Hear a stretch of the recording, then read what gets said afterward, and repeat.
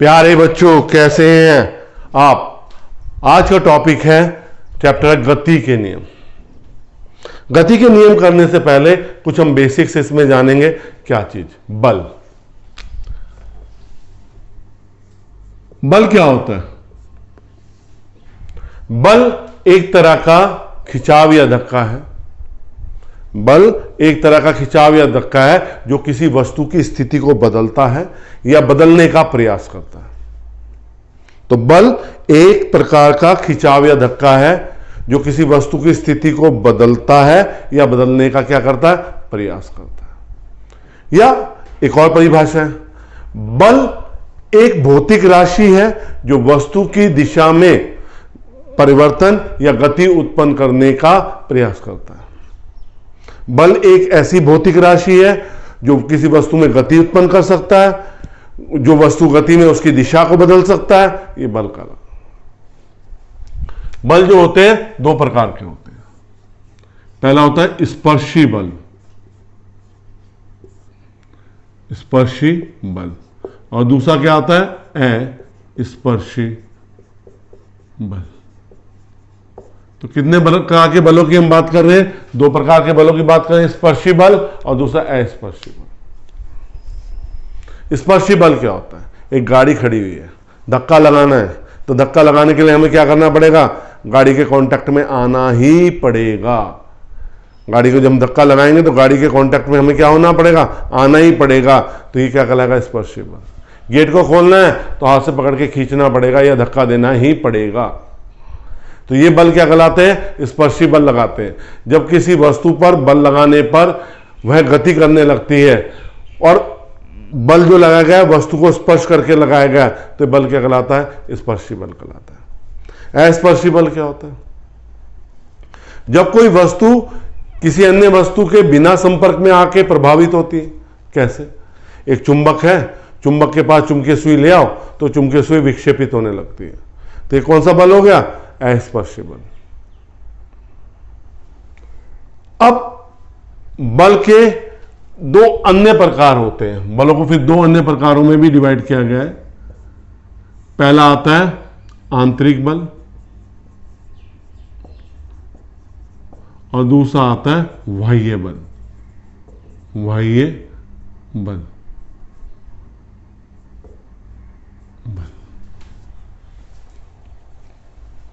कौन से होते हैं बाह्य बल और कौन से होते हैं आंतरिक बल? आपको पता है कोई भी निकाय किससे मिलकर बना है? अणु और परमाणुओं से मिलकर बना है। अणु और परमाणुओं के बीच में जो बल लगता है उस बल को आंतरिक बल कहते हैं। राइट? जैसे नाभिक के अंदर प्रोटॉनों न्यूट्रॉनों को एक बल बांध के रखता है, वो नाभिकीय बल कहलाता है। ये सभी आंतरिक बल है जो अणु और परमाणु के बीच में बल कार्य करते हैं और उनको एक क्या करते हैं? इकट्ठा करके रखते हैं। दैट इज आंतरिक बल। बाह्य बल क्या होता है? जैसे हमने गेट खोला, गेट खोलने के लिए हमने धक्का लगाया। राइट? तो ये कौन सा बल हो गया? ये बाह्य बल होता है। तो यदि किसी निकाय पर बल लगाने पर कार्य हो रहा है तो वह बाह्य बल कहलाता है। एक मेज पे किताब रखी है, किताब उठा के दूसरी मेज पे रख दी, ये बाह्य बल कहलाएगा। अब हम टॉपिक पे आते हैं अपने जड़त्व। क्या होता है जड़त्व? किसी वस्तु का वह गुण जिसके कारण वस्तु अपनी प्रारंभिक स्थिति में, मतलब वास्तविक स्थिति में रहती है, जड़त्व कहलाती है। हम कहेंगे वास्तविक स्थिति क्या है बच्चों? किसी वस्तु का वह गुण जिसके कारण वो अपनी वास्तविक स्थिति में, वास्तविक स्थिति मतलब गतिमान है तो गतिमान रहना चाहेगी, स्थिर है तो स्थिर रहना चाहेगी। ये क्या कहलाएगा? आपका जड़त्व कहलाएगा। जड़त्व किस पर निर्भर करता है? जड़त्व निर्भर करता है वस्तु के द्रव्यमान पर। जड़त्व किस पर निर्भर करता है? वस्तु के द्रव्यमान पर। मतलब वस्तु का द्रव्यमान जड़त्व की माप है। कैसे? हमारे पास दो ट्रक है, एक को लोड कर रखा है, एक खाली है। तो जिसको लोड कर दिया उसका द्रव्यमान क्या हो जाएगा, ज्यादा हो जाएगा, खाली वाले का द्रव्यमान उससे कंपैरिजन में कम रहेगा। दोनों को एक ही पैरेलल ट्रैक पे सेम स्पीड से दौड़ाया, और जब सेम स्पीड होगी 60, 70 या 80, इंजन ऑफ कर दिया। कौन सा ट्रक दूर जाएगा, कौन सा ट्रक दूर जाएगा, भरा हुआ, क्योंकि उसका द्रव्यमान ज्यादा है। तो द्रव्यमान के कारण वो ज्यादा देर गतिमान रहेगा। यदि कोई वस्तु गतिमान है तो गतिमान रहना चाहिए, और स्थिर है तो स्थिर रहना चाहिए। और दोनों ट्रक गतिमान थे, लेकिन भरे हुए ट्रक का द्रव्यमान ज्यादा था, वो ज्यादा दूरी तय करेगा। इसका मतलब जिस वस्तु का द्रव्यमान जितना ज्यादा होगा वो उतनी देर तक अपनी वास्तविक स्थिति को बनाए रखने में रह सकता है, ज्यादा देर तक अपनी स्थिति को बनाए रख सकता है। जड़त्व 3 प्रकार के होते हैं। पहला जड़त्व आता है विराम का जड़त्व, दूसरा आता है गति का जड़त्व, और तीसरा आता है दिशा का जड़त्व।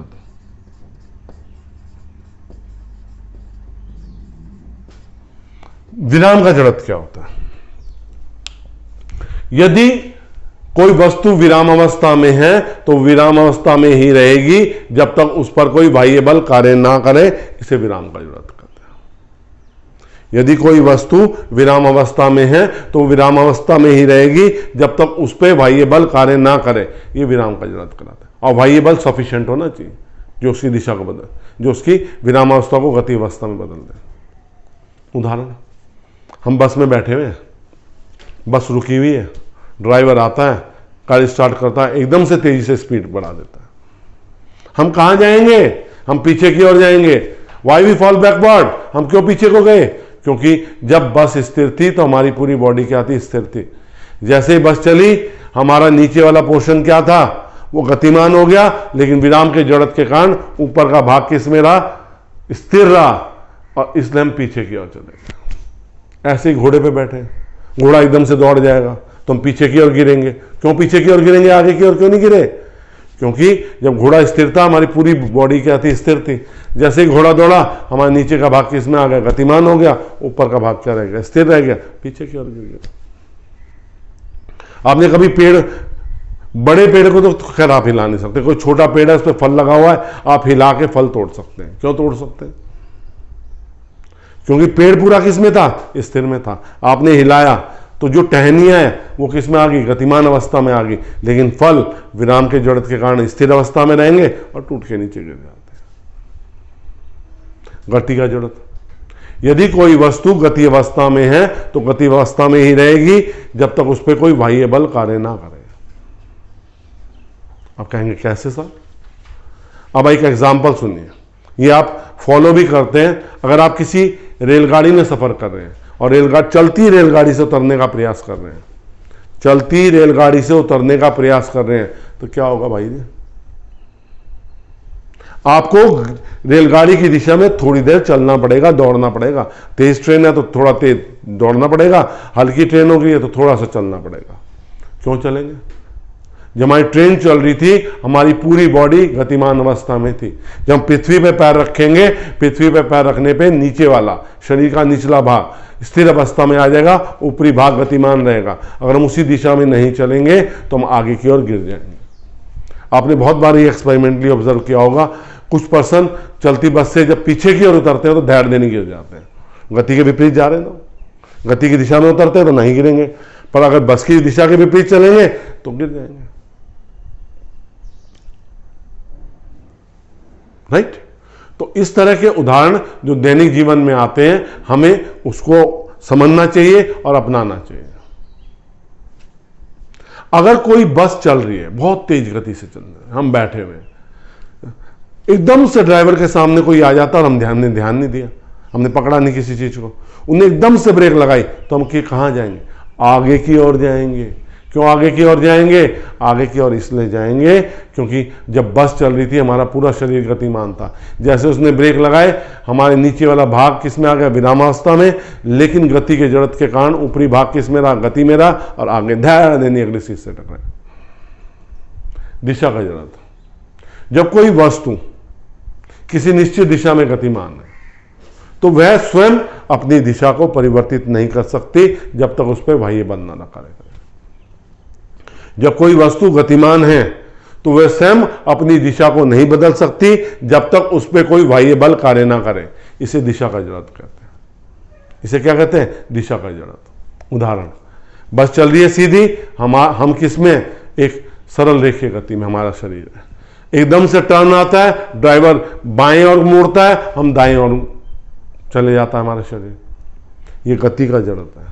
हम चाकू को तेज करते हैं तो चाकू को घूमते हुए पत्थर में जब तेज करते हैं तो जो चिंगारियां उत्पन्न होती है वो घूमते पत्थर की स्पर्श रेखीय दिशा के अनुदिश नहीं गति करती, सरल रेखीय सीधी चली जाती है। ये नहीं कि गोलाकार गति करेंगे, नहीं, वो स्पर्श रेखीय गति सीधी, चिंगारियां आगे चली जाती है। ठीक है, तो वो क्या करती है? गोलीय गति नहीं करके स्पर्श रेखीय दिशा में अनुदिश गति करती है। तो ये सब दिशा का जड़त्व है। न्यूटन तो आपको पता है महान वैज्ञानिक थे। न्यूटन का गति का प्रथम नियम, न्यूटन का गति का नियम जड़त्व पे आधारित है। किस पे आधारित है? जड़त्व पे आधारित है। तो न्यूटन ने प्रथम नियम में क्या कहा? जब कोई विरामावस्था में तो विरामावस्था में रहेगी, गति अवस्था में तो गति अवस्था में रहेगी, जब तक उस पर बाह्य बल कार्य ना करे। और ये बाह्य बल इतना सफिशिएंट होना चाहिए कि वो उसकी दिशा को, उसकी जो वास्तविक स्थिति है उसको बदल दे।